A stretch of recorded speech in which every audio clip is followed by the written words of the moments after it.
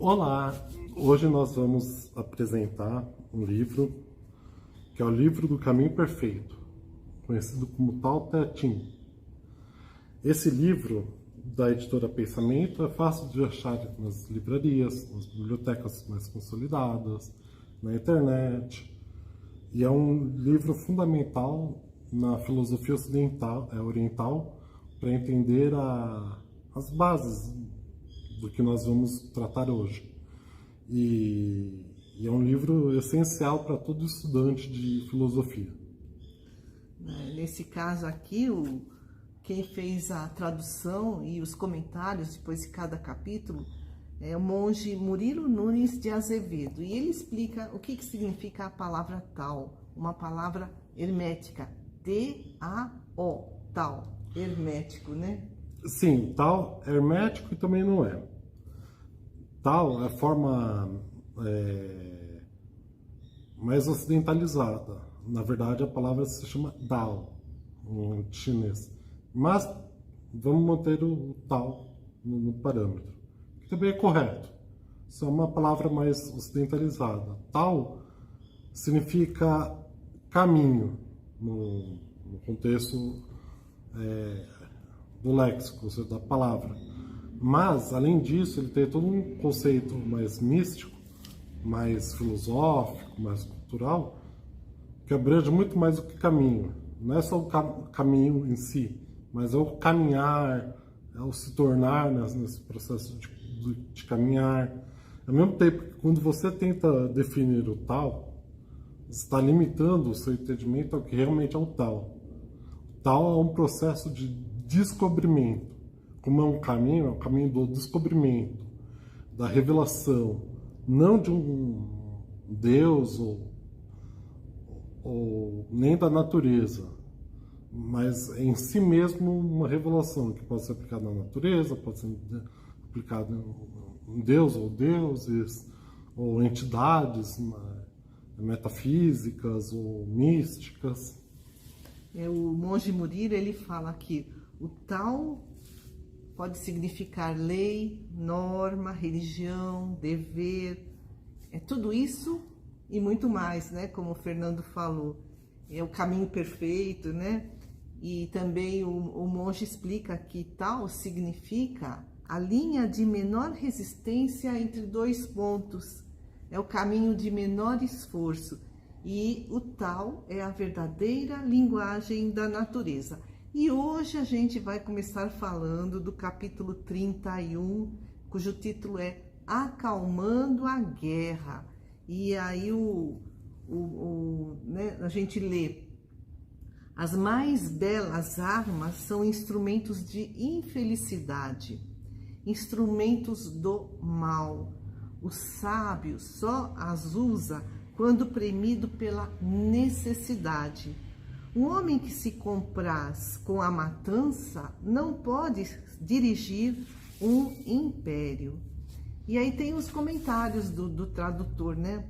Do monge Murilo, que as armas não são só a espada, a lança, o punhal, mas existem armas muito piores. Então, o pensamento de ódio, a calúnia, a mentira, tudo que pode ferir é um instrumento do mal. E olha que bacana que, né, ele escreve que, no caso, né, o Lao Tse, né, o autor é o Lao Tse, o Murilo é o comentarista. Então escreve o Lao Tse: melhor que a conquista dos outros é a conquista de si mesmo. E essa é a meta suprema do budismo, segundo, né, escreve Lao Tse. Não só do budismo, mas sobretudo do taoísmo, que é um livro fundamental, não um dos, mas são vários, e o livro é organizado em Anacletos, que são máximas do ponto de vista da filosofia oriental.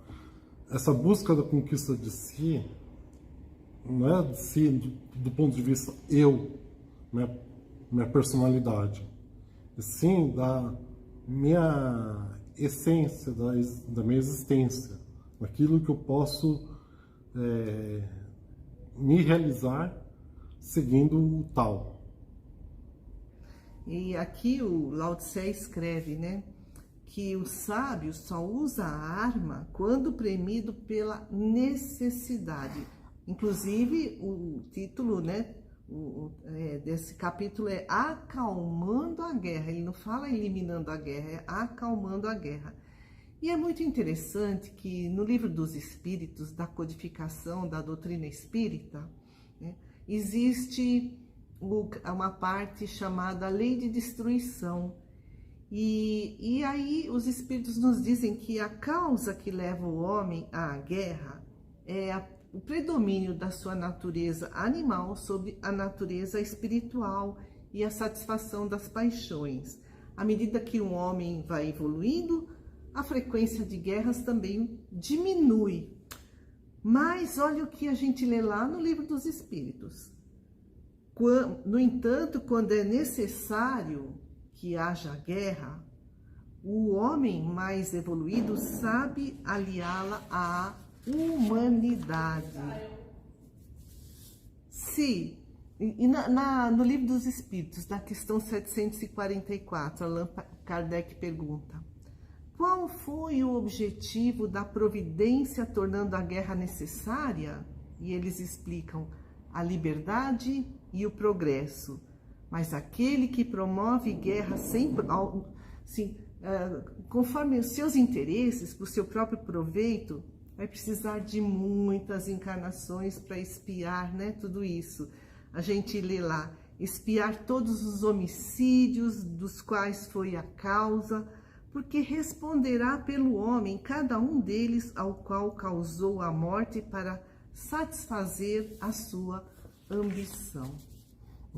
Nesse sentido, essa relação da essência com a existência é justamente essa relação da ideia e da forma.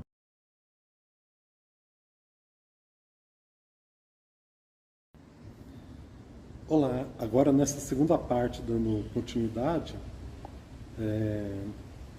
na primeira parte nós abordamos mais a relação teórica entre a filosofia ocidental e oriental no entendimento da guerra. O mundo se dividiu em ocidental e oriental, mas isso vem no contexto da história da filosofia, lá com Platão e Aristóteles. Platão se pensava através das ideias, que é a doutrina das ideias. E Aristóteles através da doutrina das formas, através das formas. E todas as guerras, no sentido político, cultural, etc., vêm dessa relação crítica entre ideia e forma. O platonismo foi a base posterior,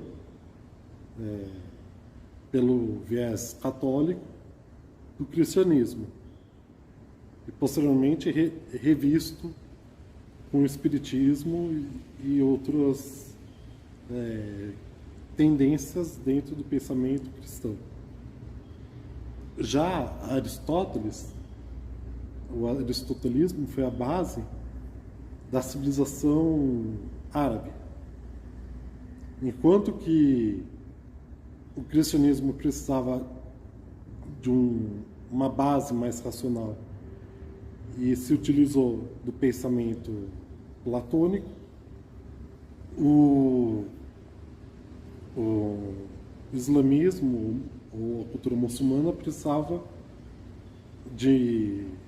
além da racionalidade que Muhammad, ou Maomé, trouxe,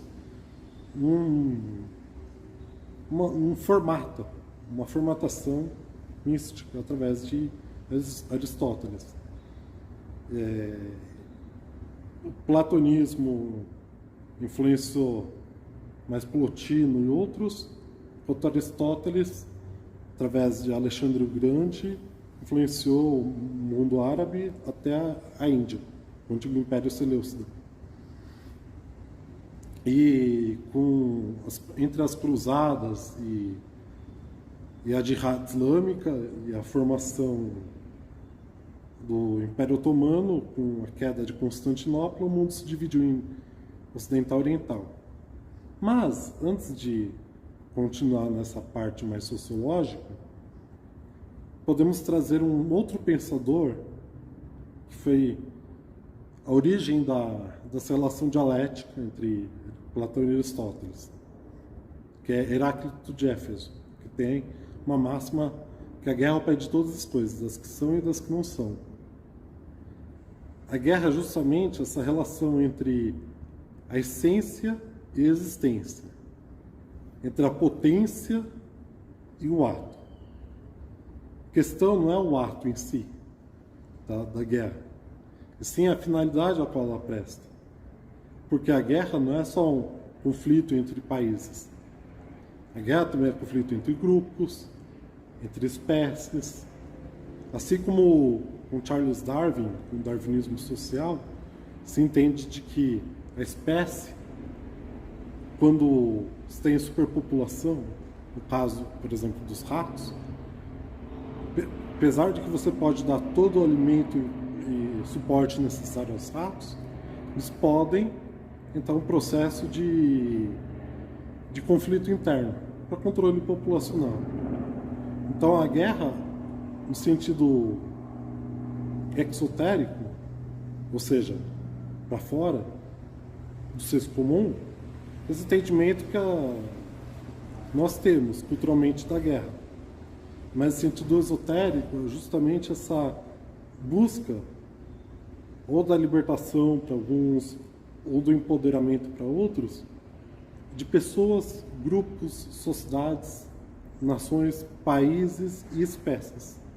Então, a guerra, muito mais dos seus aspectos negativos, que tem, como tudo tem seu aspecto negativo, mas assim como tudo tem seu aspecto negativo, tem o aspecto positivo, que justamente a guerra é aquilo que traz mudança. Então é necessária a mudança da impermanência, muito do conceito do budismo, também do taoísmo, de que tudo muda. E por tudo muda, a mudança é a coisa mais fixa que tem. Porque se tudo muda, então a mudança é algo fixo. Mas tudo que é fixo, uma hora foi fixado e deixará de ser fixado. Então essa relação dialética entre ideias e formas, que vem desde a filosofia antiga, perpassando não só pela filosofia, mas pela sociologia, pela teologia, pela cultura, é que nós podemos entender que a guerra, ao mesmo tempo, ela destrói, mas ao mesmo tempo ela abre caminhos para outras construções. É alquimia.